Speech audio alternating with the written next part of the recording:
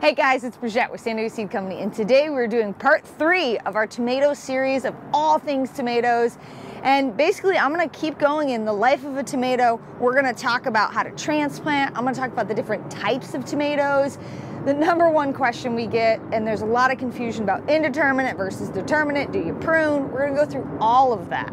But before we do that, I want to let you know about something really cool that we're doing. So we're going to do a giveaway for people who comment on this video of some neat rare tomato varieties that I have in my personal collection. So they are tomatoes that I have been gifted by breeders or I've collected through my years of being a seed woman, and I want to share those with you guys. Help me grow them out, find out if they're cool, what they're like. So comment on the video, we'll select somebody and we'll send you some neat rare seeds. So don't forget to like and subscribe. All right, so let's get into all things tomato. So the other videos I went over how to seed start, when to seed start, all the stuff you need to know from seed form to plant form. So we've planted over 400 tomatoes at our Ramona farm, and we still have so many more to plant. Went a little wild this year, and my back is definitely paying for it, but I am excited to say that we're going to introduce several new varieties of tomato seed into our catalog from the varieties that we're going out this year. So let's talk first about the number one question that I get and the confusion that is out there regarding indeterminate or determinate tomatoes. So I remember when I first started gardening, it is kind of confusing because it's these two terms that are very similar. I'll give you a little cheat on how at least I remember the difference. So indeterminate tomatoes will give you tomatoes at an indeterminate time. I don't know if that's a good way of thinking of it, but basically it's going to give you tomatoes over a long period of time. I kind of imagine like a cartoon tomato that's like lollygagging, and it's like, well, I'll give you a tomato now, another tomato in a few weeks. You know, it's not determinate. It's not determinate. See, it is confusing. It's hard. But the point is, it is going to give you tomatoes over a long period of time, where determinate tomatoes is going to give you all its tomatoes at once.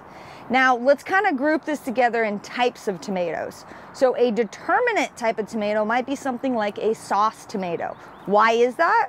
Well, if you're going to make sauce, you need all your tomatoes at once. You can't go out and pick one, wait a few weeks, pick another. You need a bucket of tomatoes at once to make sauce.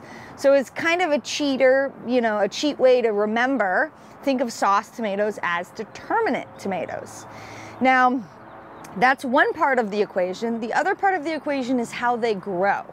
So indeterminate tomatoes sometimes can be referred to as pole tomatoes because they're really long and really lanky, and they need a lot of structure to grow up. Most heirloom tomatoes are indeterminate pole tomatoes. Most. There are exceptions to everything, but as a general rule of thumb, if you think of black Cherokee or purple Cherokee or any of those tomatoes that are quintessential heirloom tomatoes, they're going to need a lot of structure. They're going to grow very long, kind of almost vine-like plant structures. And you can take a look here at one of these guys, just how tall it is. And it's a small tomato, long, big, okay? This is going to get very lanky. It's going to continue to grow. And if I were to put this around a tiny little tomato cage, it's not going to do very good because a tomato cage is not going to hold up enough of that plant. So that is indeterminate. Now, a determinate tomato is much more bushy, stocky, and doesn't need as much trellising. Think of like Tasmanian chocolate is a really good variety of a pot tomato that stays bushy, stocky, doesn't need as much pruning. One part of the equation is how they bear their fruit. Another part of the equation is how they grow. A third part of the equation that we always, the question that we always get is how you prune them. So remember, with indeterminate tomatoes, you're gonna wanna prune the suckers off of them. So if I'm following this up, here's a sucker here, I'm gonna pop that guy off, okay? Another part that makes this a little confusing is in our climate, it is very hot and the sun is very strong. So if you're in, if you're in a part of like East County, San Diego, Zone 9, Zone 8, where the sun is really hot, sometimes you want to lessen the amount of pruning you do because the leaves actually cover the tomatoes and prevent sunburn. So that's why there's such an argument in the gardening community about, do you prune, do you not prune, how much do you prune? It's very specific to your garden, but I've explained the thought process behind why you do it. So another part of understanding the types of tomatoes, there is two different types of leaves. If you look at this leaf is very different than this leaf. This is called a potato leaf, and they call it that because it looks like a potato leaf, and some heirloom varieties have that. This is a Mariana's piece, and we've actually had some customers say, wait, I didn't plant a tomato. Well, you did, but the leaves are just a little bit different. So those are the types of tomatoes, and now I think we should go out to the garden and talk about what it really looks like to transplant your tomatoes. Okay, so let's talk about where in the garden you're gonna put your tomatoes. The biggest factor that I really want people to understand is tomatoes are a full sun crop. They love being in the full sun, and I know in our hot climate that can seem counterintuitive because it's so hot and dry, but the better your soil is, the more moisture it can hold on to and the happier the plant will be. The plant itself needs at least 8 or more hours of sunlight to really be happy and to prevent some foliar diseases that are common when you try to grow a tomato plant in partial shade or even full shade. So I've picked a spot in my garden that's full sun, and let's go plant these. Okay, so this spot that I've picked in my garden, full sun, it's gonna get sun all day. And the other really important part of it is it's on irrigation. Now, if you're growing tomatoes in pots, you don't necessarily have to put it on irrigation if it's on your patio and you're looking at it every day to make sure it needs water. Well, on our farm, I get too many plants, too many things going on. I have to have irrigation. So we use T-tape. This is what you would use in on a farm, but there is inline drip irrigation. I talk about it a lot in other videos. If you're in zone 9 or 10 or any hot, dry area of the United States, you're gonna need drip irrigation for really happy plants. You don't want the plant to wilt, come back, and by having it on regular irrigation, not only are you keeping the plant alive and happy, you're also feeding all the microbes that need to stay alive in the soil that also in turn feed the plant. So I've got an area that's kind of clear here, and I want to show you how good this soil looks. This is beautiful, dark soil. It's a little dry. We haven't gotten rain. I'm going to want to put some moisture in there, but you can see that there is lots of organic matter. We've been composting. We've been adding tons and tons of organic matter. If your soil doesn't look like that, that's okay. It does depend on where you are in the United States and what your soil composition is. But the biggest part of this is, see, it is light, it is fluffy, and we've added compost, we've added organic fertilizer, horse manure, all kinds of things to make the soil much more conducive to quick, happy root growth, which is what you want on any plant, particularly a tomato. So I'm going to, you know it's good soil when you can just dig it with your hands. If you can just use your hands to dig a hole, you've hit the jackpot there. So remember that when you plant any plant, whether it's a tomato or something, or you know, arugula, you really want to make sure that you're putting the plant into moist soil. And let's think about why that is, especially if you have a tiny little pot like this. If I were to take this tomato plant and stick it in dry soil, there's a very small sponge here that's holding on to moisture. And this huge dry sponge that is the soil that has no moisture in it is just gonna steal it from here. And you'll see this wilt very, very quickly. My kind of beginner advice for beginner gardeners is when you're transplanting, if you're transplanting in a hot part of the year, transplant in the evening so that the plant doesn't get pulled out of its pot, put into soil that's, you know, kind of dry, and then the hot beating sun is sitting on it all day.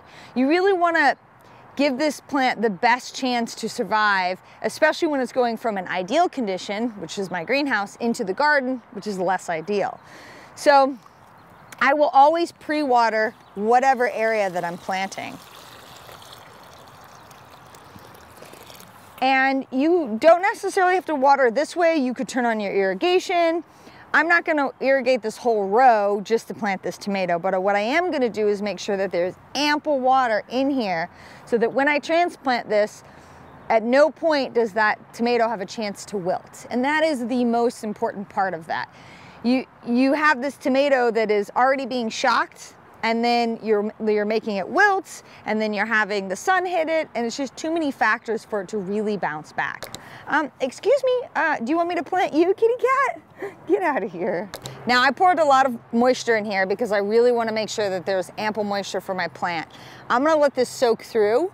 And keep in mind, especially if you're planting in really dry soil can be hydrophobic, meaning it takes a while to take on moisture. That's why there's flash floods in desert communities, is because there's just nowhere for that moisture to really get sucked up. So I'm gonna let this percolate through. Once it is gone all the way through the ground, I'm gonna transplant my tomato. And while that's happening, let's talk a little bit about fertilizing. So I've got really good soil, and I know I do because I've worked it for a very long time. It's happy, it's healthy. If you're planting in a brand new, let's say, raised bed like a birdie's box, or in a pot, or outside in the ground that is less than ideal, you want to think about fertilizing. And that's because tomatoes are very heavy feeders, and there may not be enough food or plant food or nutrients in the soil to feed that plant. Fertilizing can be very simple. I recommend that you use an organic granular fertilizer or an organic liquid fertilizer that you put directly in your potting area. And the reason why I mention organic and I really like granular is because you can get organic fertilizers that have beneficial nutrients in it as well. So not only are you giving the plant food, you're inoculating the soil with beneficial microbes. It's kind of like how we take probiotics, or we eat fermented food items so that we can help inoculate our stomach with good bacteria. You want to think about the same thing with your soil. It's really important. Your plants are only going to be as happy as the soil that they're planted in, and the soil is only going to be as happy as how many microbes are growing in it. And it's earthworms, it's beneficial bacteria, it's different strains of fungus. It's all the things in the soil that really make it a vibrant community of organisms that will feed your plant. So I'm not going to fertilize right this second because I know I've got really good soil. If you are in doubt, read the directions on the bag. Every manufacturer has different recommendations on how to fertilize, but the instructions are right on the product. So the soil has accepted that water, which is great. And I want to show you what a good, nice, healthy root ball looks like on here. So this plant I potted up. It was actually in a small size like this, and I potted it up to this size because I knew I wasn't going to plant it for a couple more weeks. And you can see that the roots are not wrapped completely around here. They've started filling out this area, but they're not totally root bound. The soil is a little loose, which is good, which means when I plant this, these roots can go searching for more nutrients and water and go deeper into the ground, which is really important. Now, with tomatoes, they're a neat special crop in the sense that you can plant them much deeper than you do other vegetable plants because roots will actually form on this stem. If you have a very tall plant, and especially if you're planting in an area that's windy or has harsh weather, you really want to plant deep in the ground for two reasons. One, you don't want the wind to come along and snap your plants. And two, the deeper that you plant it, the more access it has to moisture, and you're kind of like protecting the plant in a sense from temperature swings, from insects on top of the soil coming and getting the plant. You just give it a better head start, basically. So I'm going to dig this a tiny bit deeper here and plop this guy down in here. Now, we've got some leaflets here. Totally okay to bury them. They're just going to decompose in the ground. It's not a big deal. I'm going to cover this guy up here. And this is when we plant our tomatoes on our farm, we're planting 400 or 500 plants, or if we're planting it here in our garden, I like to see about this much tomato sticking up out of the ground. It could even be slightly a little bit deeper. And the reason being is I know that all the area of the stem that's underground is going to send out roots and it's going to become a stocky, healthy plant. It also is going to be less likely to snap from wind being blown. It's just going to be a healthier plant. Now, I've got some soil moisture in the ground. It's not totally dry, but when in doubt, always make sure you water in your plants. And again, it's because you really don't want to expose the plant to any more extra stress than possible. And having it wilt because you took it out of the greenhouse and put it in a dry soil is one way in which you can really stunt it in the very beginning of its life. So now that I've got it planted, what's next? Well, I know this is an indeterminate tomato variety that's going to be very long and lanky. And so I want to make sure that I set up some type of trellis system. We've got different options on the farm. I can show you what those look like. If this was a determinate tomato that was going to stay bushy and stocky, maybe I could use a tomato cage. Personally, I am not a fan of tomato cages for any type of tomato because they're always too small. But regardless, your tomato plant is going to need some structure to grow up, especially if it has really heavy crops of tomatoes. You don't want, the last thing you want is this big, beautiful beefsteak that's so heavy that it snaps a branch and falls on the ground. So the next step is to figure out how I'm gonna trellis it. Okay, so I talked about trellising. So there's a lot of different ways to do it. We have videos on our tomahawk system on our YouTube. This is what we use primarily for indeterminate slicers, viney tomatoes that need structure to grow up. Here's another option. This is just a very simple metal wire paneling. We've got cherry tomatoes growing up here. This is simple, quick, and easy. You also can use cattle panels. We've got information about that on our website and on our YouTube. And then last and least, and my least favorite, is tomato cages. Not a big fan of them, they don't work well. So don't forget to comment on this video because we are going to be picking one lucky winner to send out some rare tomato varieties that I have in my personal collection. So make sure you comment, and if you love the content of this video, make sure you like and subscribe.